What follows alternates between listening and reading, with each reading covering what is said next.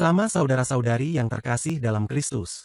Dalam kehidupan ini, kita seringkali menilai kualitas hidup seseorang berdasarkan ukuran duniawi, kesuksesan, jabatan, kekayaan, dan pengakuan dari orang lain. Namun, Injil hari ini menantang kita untuk melihat dari sudut pandang yang lebih dalam. Apakah hidup yang berkualitas hanya diukur dari perbuatan baik semata? Yesus memberi standar yang lebih tinggi, kasihilah musuhmu. Berbuatlah baik kepada orang yang membenci kamu. Mintalah berkat bagi mereka yang mengutuk kamu. Berdoalah bagi orang yang mencaci kamu. Perintah ini begitu radikal dan bertentangan dengan kecenderungan manusiawi kita. Secara alami, kita ingin membalas kejahatan dengan kejahatan, membenci mereka yang menyakiti kita, dan menjauhi orang yang melukai hati kita.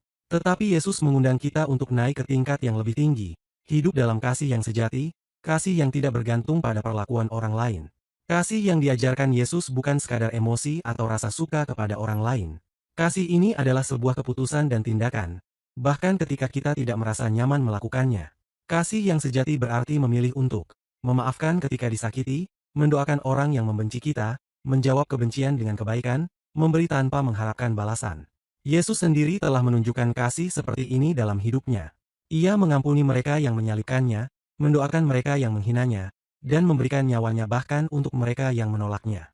Jika kita adalah muridnya, maka kita dipanggil untuk meneladani kasih ini dalam kehidupan kita sehari-hari. Yesus melanjutkan ajarannya, berilah pinjaman tanpa mengharapkan balasan. Seringkali, kita memberi dengan harapan mendapatkan sesuatu kembali, baik dalam bentuk pujian, pengakuan, atau bahkan keuntungan pribadi. Namun, kemurahan hati yang sejati tidak menghitung untung rugi.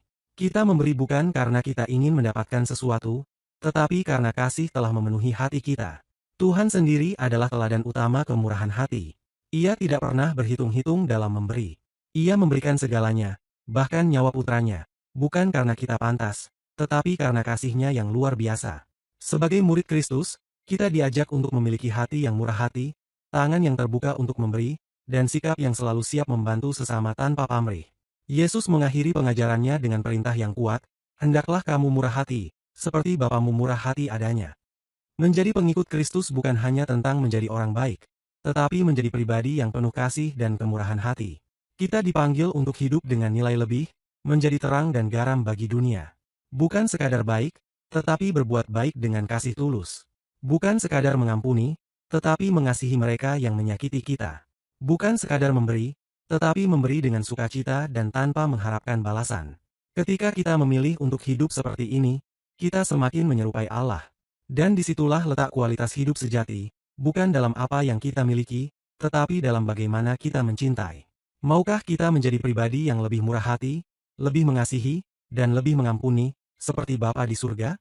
Mari kita mulai hari ini.